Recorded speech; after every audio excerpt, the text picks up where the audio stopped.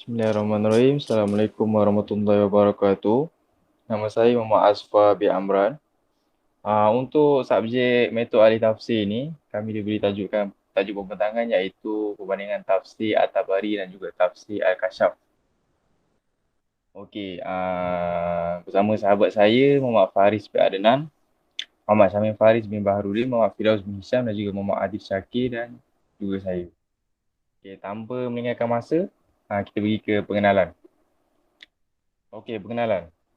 Mu'tazilah dengan tafsir yang aliran metodologi ahli sunnah wal jamaah, satu kitab tafsir Mu'tazilah iaitu Al-Kasyaf an Haqaiq an Tanzih wa Uyun al-Akawil karya Az-Zamakhsyari dan kitab tafsir Sunni Jami al-Bayan fi Ta'wil al-Quran karya Ibnu Jarir at-Tabari. Semenjak abad kedua Hijrah, tafsir Al-Quran memasuki era baru dalam penafsiran.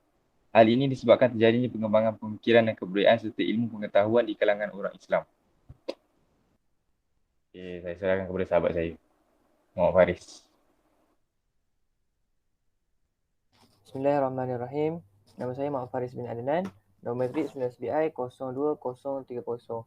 Jadi saya akan teruskan iaitu dengan biografi Imam At-Tabari. Untuk nama Imam At-Tabari terdapat 3 pendapat dari ulama berbeza, iaitu yang pertama Muhammad Ibn Jarir Ibn Yazid Ibn Khalid At-Tabari. Yang kedua ada yang menyatakan Muhammad Ibn Jarir Ibn Yazid Ibn Kathir Ibn Ghalib At-Talib. Ada juga yang menyebut Muhammad Ibn Jarir Ibn Yazid Ibn Kathir Al-Muli Al-Tabari yang bergelar Abu Ja'far. Al-Tabari dilahirkan di Amul, sebuah wilayah Tabaristan pada tahun 224 Hijriah persamaan 838 Masihi. Ada juga yang menyatakan tahun 225 Hijriah persamaan 839 Masihi. Kemudian ia hidup dan menetap di Baghdad hingga wafatnya, iaitu pada tahun 310 Hijriah persamaan 923 Masihi. Iaitu seterusnya guru-guru At-Tabari. Para guru Ibnu Jarir At-Tabari sebagaimana disebutkan Az-Zahabi, iaitu Muhammad bin Abdul Malik bin Abi Asy-Syawarid, Ismail bin Musa As-Sanadi, Ishaq bin Abi Israel, Abdah bin Abdullah Asy-Syafar dan lain-lain. Terusnya iaitu hasil karya Imam At-Tabari. Karya-karya At-Tabari meliputi banyak bidang keilmuan. Ada sebahagian yang sampai ke tangan kita, namun terdapat karya yang tidak sampai pada kita. Karya-karya ini menjadi bukti jelas tentang kebijaksanaan dan keluasan keilmuannya. Baiklah, slide seterusnya, iaitu tentang pengenalan kitab Jami' al-Bayan. Yang pertama, memiliki ungkapan kata-kata sangat indah. Iaitu jika kita membicarakan tentang Ibnu Jarir At-Tabari, berarti kita berbicara tentang syekhnya para ahli tafsir. Hal ini tidak diragukan lagi. Ibnu Jarir At-Tabari mulanya adalah seorang sastrawan dalam bahasa Arab. Beliau memiliki ungkapan kata-kata sangat indah yang jarang digunakan oleh sastrawan lainnya. Yang kedua, beliau berkata dalam mempersembahkan buku tersebut dengan muqaddimah puji-pujian kepada Allah Subhanahu Wa Taala dan selawat kepada Rasul-Rasul Allah Subhanahu Wa Taala. Yang ketiga, salah satu kitab rujukan utama tafsir bil Ma'thur adalah Jami' al-Bayan. Karya At-Tabari ini disusul kemudian Bahar al-Ulum karya As-Samarqandi, Al-Kashfu wa al-Bayan As-Sa'labi dan kitab-kitab tafsir lainnya. Iaitu kitab tafsir ini dia mempunyai secara keseluruhannya iaitu 30 juzuk dan dikemas dalam 15 jilid. Kitab tafsir yang disusun pada akhir abad ketiga ini merupakan tuangan fikiran At-Tabari yang ditekankan kepada muridnya sejak tahun 283 Hijriah hingga 290 Hijriah atau selama 7 tahun. Slide seterusnya, iaitu metodologi tafsir At-Tabari dalam tafsir Jami' al-Bayan. Yang pertama, iaitu tariqah yang digunakan At-Tabari dalam menafsirkan ayat. Iaitu yang pertama, pada setiap awal surah ia kemukakan lebih dahulu nama surah Makiyah atau Madaniyah. Jumlah ayat barulah kemudian diawali dengan Bismillahirrahmanirrahim. Yang kedua, sebelum menafsirkan satu ayat atau beberapa ayat dari suatu surah, sentiasa diawali dengan kalimah al-qawli fi ta'wil qawli ta'ala. Kalimah ini juga digunakan ketika memberikan tafsiran dari setiap penggalan ayat yang telah disebut sebelumnya. Iaitu yang ketiga, setelah memberikan makna ayat, Al-Tabari sentiasa menyertakan dasar sokongan. Apakah itu riwayat ataupun syair Arab. Baiklah, slide seterusnya. Iaitu contoh penafsiran Al-Tabari. Iaitu yang pertama, Jami' Al-Bayan At-Ta'wil Al-Quran. Iaitu dimulai dari surah Al-Fatihah hingga An-Nas. Dalam penafsirannya, Al-Tabari mengutip riwayat dari Nabi SAW. Iaitu yang kedua, Adab Al-Manasik. Adab Al-Manasik, kita ini berisi tentang pujian dan etika yang harus dimiliki oleh para hakim, persaksian, tuduhan dan kewajiban yang harus dilakukan oleh para hakim. Iaitu yang ketiga, Adab An-Nufus. Adab An-Nufus, kita ini menjelaskan tentang akhlak yang seharusnya dimiliki dan diamalkan oleh seorang Muslim. Iaitu yang keempat, Ahkam Syara'i Islam atau Latif Al-Qawl fi Al-Bayan. Usul Al-Ahkam dalam menetapkan satu hukum. Dalam kitab ini sangat terlihat ketajaman berfikir, analisis dan kekuatan Al-Tabari berargumentasi dalam menetapkan hukum. Kerana itu kitab ini dianggap sebagai kumpulan mazhabnya dalam bidang fiqh. Iaitu yang terakhir, Al-Qira'ah atau Jami' Al-Qira'ah. Kitab ini terdiri daripada 18 jilid. Di dalamnya Al-Tabari menyebutkan qira'ah yang masyhur dan syaz, menjelaskan alasan-alasannya, kemudian memilih bacaan untuk dirinya di antara bacaan-bacaan tersebut dan lain-lain.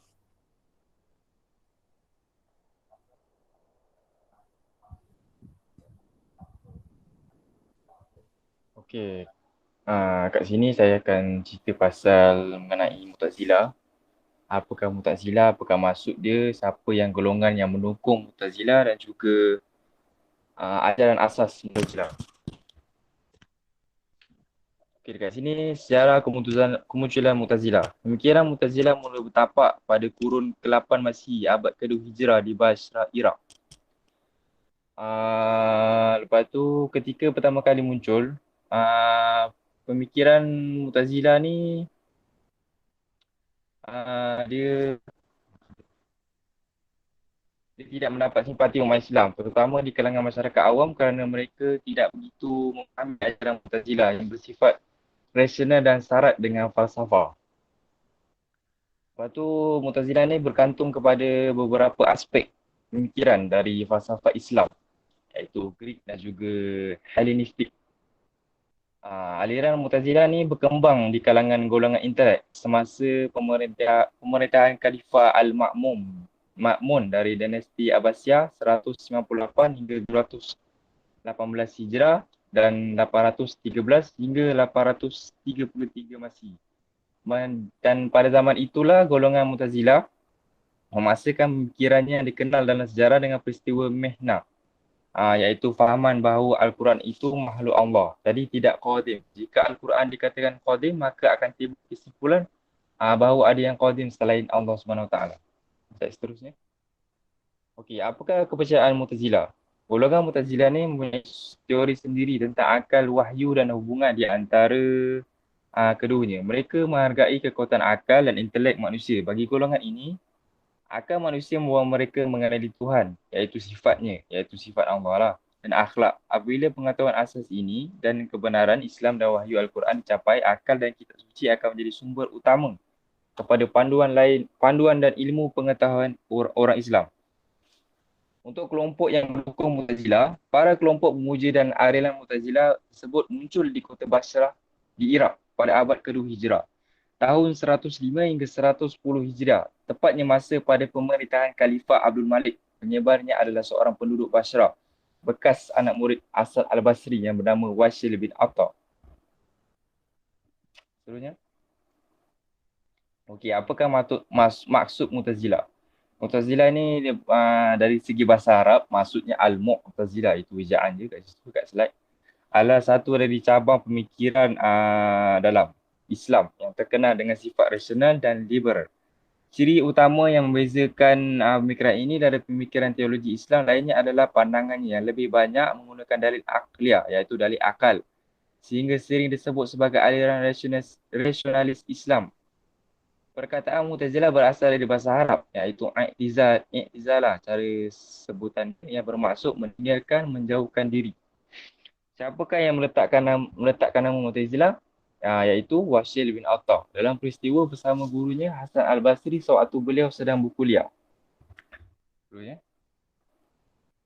5 ajaran asas Mu'tazilah. Yang pertama, Al-Tauhid, mereka percaya Tuhan itu satu. Yang kedua, Al-Adli, keadilan Tuhan dalam menghadapi masalah kewujudan kejahatan di dunia. Al-Wa'id wa Al-Wa'id, janji dan amaran mereka berpendapat Tuhan tidak akan mungkir janji, iaitu memberi pahala pada muslimin yang baik dan memberi azab seksa pada muslimin yang jahat pada hari kiamat.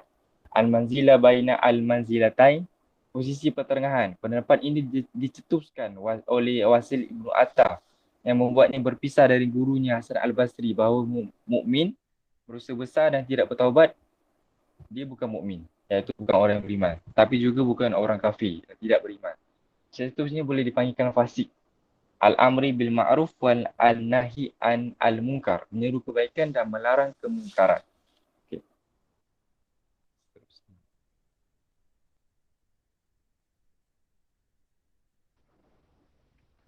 Okey. Nama saya Muhammad Hadri Syakir bin Muhammad Afendi. Nombor matrik 19 BI02023.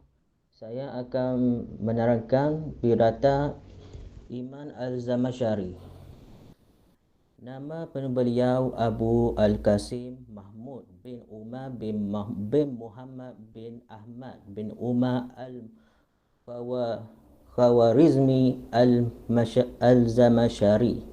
Beliau dilahirkan pada hari Rabu bertarikh 27 Rejab 467 Hijrah bersamaan dengan 8 Mac 1775 Masihi di Zamakhsyar, satu desa di Khawarizmi, terletak di wilayah Turkistan, Rusia. Beliau hidup dalam lingkungan sosial yang penuh dengan suasana semangat, kemakmuran dan keilmuan.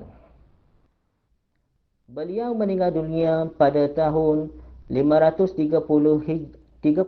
Hijrah bersamaan 14 Jun 1144 Masihi, iaitu pada hari Arafah di Khawarizm. Seterusnya, pendidikan Al-Zamakhsyari. Beliau digelar Jarullah Al-Zamakhsyari kerana beliau ketika menuntut ilmu di Mekah, beliau duduk bersebelahan dengan Kaabah. Mendapat pendidikan awal di negerinya. Beliau pergi ke Bukhara untuk memperdalamkan ilmunya. Beliau mempelajari sastera Arab dengan Abu Mudar Mahmud Ibn Jaril Al-Dabbi Al-Ashfahani, wafat pada tahun 507 Hijrah. Yang mana Al-Ashfahani ini merupakan tokoh tunggal pada zamannya dalam bidang bahasa dan nahu. Dan Ashfahani ini juga merupakan guru yang sangat berpengaruh pada diri Al-Zamakhsyari. Beliau meneruskan pengembaraan pencarian ilmunya itu ke Mekah dan tinggal di Mekah bersebelahan dengan Kaabah. Oleh sebab itu yang saya kata tadi, beliau digelar Jarullah, jiran Allah. Seterusnya, guru-guru Al-Zamakhsyari. Antara guru beliau yang bernama Abi Al-Hasan Al-Muzaffar Al-Naisaburi, yang merupakan seorang pensyair dan guru di Khawarizmi yang memiliki beberapa karangan iaitu antaranya Tahdhib Diwan Al-Adab dan Tahdhib Ihlahal Mantiq dan Diwan Al-Syair. Beliau dikatakan pernah berguru kepada seorang faqih ahli hukum Islam dan ahli hadis, iaitu Abu Abdullah Muhammad Ali Al-Damighani yang wafat pada tahun 496 Hijrah. Dan beliau berguru lagi dengan salah seorang pensyarah dari perguruan Al-Nizhamiyah dalam bidang bahasa dan sastera, iaitu yang bernama Abu Mansur Ibni Al-Jawaliki yang hidup pada tahun 446 Hijrah sehingga 539 Hijrah. Untuk mengetahui dasar-dasar nahwu dari Iman Sibawaih, beliau berguru kepada Abdullah bin Talha Al-Yabiri. Sekian. Seterusnya, Seterusnya, nama saya Muhammad Firdaus bin Hisham, nombor matrik 19 BI 02027. Okey, kita akan pergi kepada pandangan ulama terhadap Imam Azam Asy'ari ini. Ulama yang pertama iaitu Ibn Khaldun. Beliau pendapat bahawa tafsir ini adalah tafsir yang paling baik dan mampu mengungkapkan makna Al-Quran dengan pendekatan bahasa dan balaghah. Tapi kekurangan tafsir ini yang dikatakan oleh Ibn Khaldun, beliau sering membela mazhabnya dalam penafsiran Al-Quran. Okay, seterusnya ulama Tajuddin As-Subuki, beliau berbicara tentang kitab ini dalam kitab beliau sendiri iaitu Al-Ma'idun Ni'am wa Ma Bidun Niqam. Bahawa kitab ini merupakan kitab yang paling agung kerana pengarangnya iaitu Imam Azam Asy'ari ini yang mahir dalam setiap bidang ilmu. Seterusnya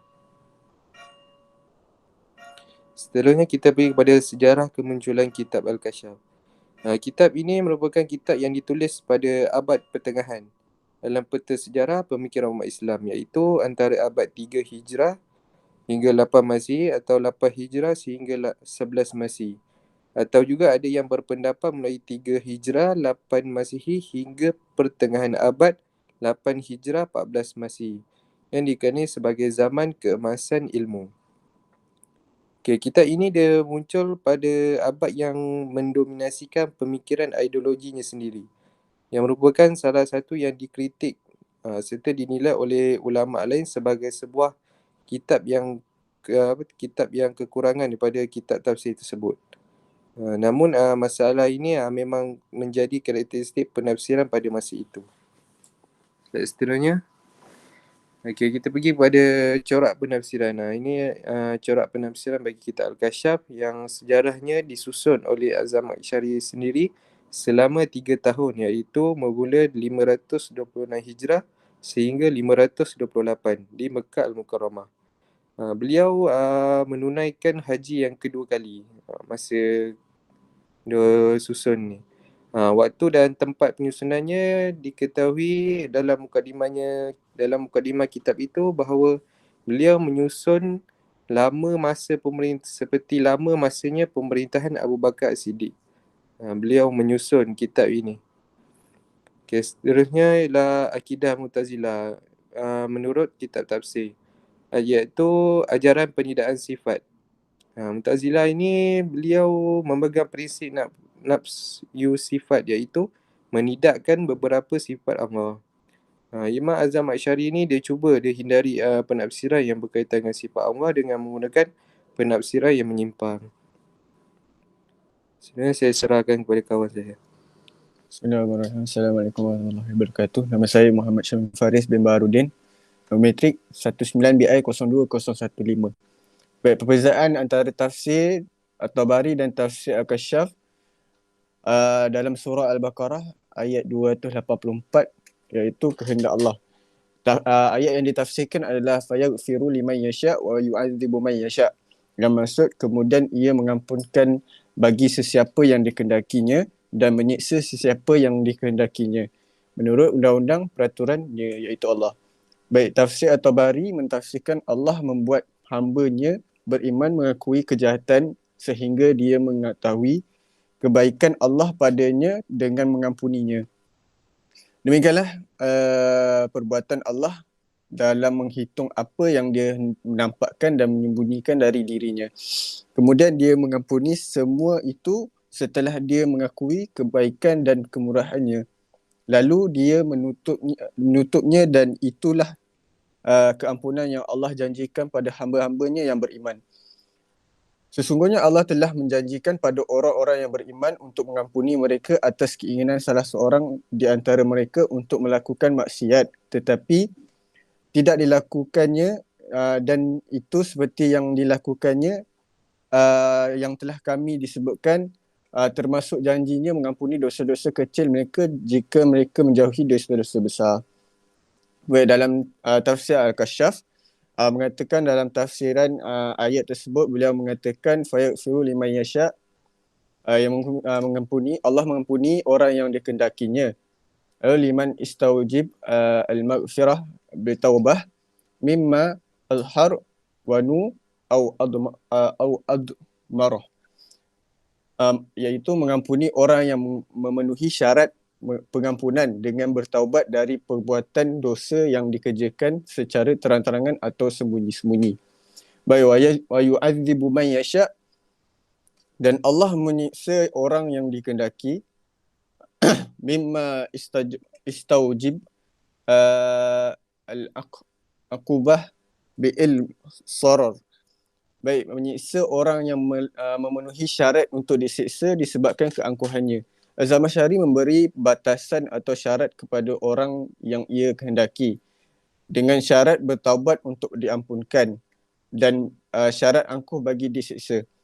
Syarat ini sejalan dengan ungkapan sebelumnya iaitu jika kamu menampakkan atau menyembunyi apa kejahatan yang ada dalam hatimu, Allah akan membuat perhitungan terhadap perbuatanmu. Dari penafsiran Az-Zamakhsyari tentang ayat kehendak Tuhan yang dibatasi di atas adalah dibenarkan dengan konteks perbahasan dan sejalan dengan tabiat akal. Baik, secara kesimpulannya, perbezaan kedua adalah Az-Zamakhsyari terlalu memaksa berpendapat bahawa Allah hanya mengkehendaki hal-hal yang baik bagi hamba-Nya sahaja. Allah tidak mungkin mengkehendaki kejahatan hamba-Nya. Pendapat tersebut sejalan dengan akidah Mu'tazilah yang mengatakan bahawa Allah hanya berkehendak yang baik-baik sahaja. Sedangkan At-Tabari tidak menjelaskan Allah menghendak kejahatan hamba-Nya atau tidak. Namun At-Tabari hanya menjelaskan kemungkinan kejahatan yang dilakukan oleh hamba-Nya kerana menyembunyikan kekafiran di dalam hatinya. Sekian saja daripada kumpulan kami. Terima kasih.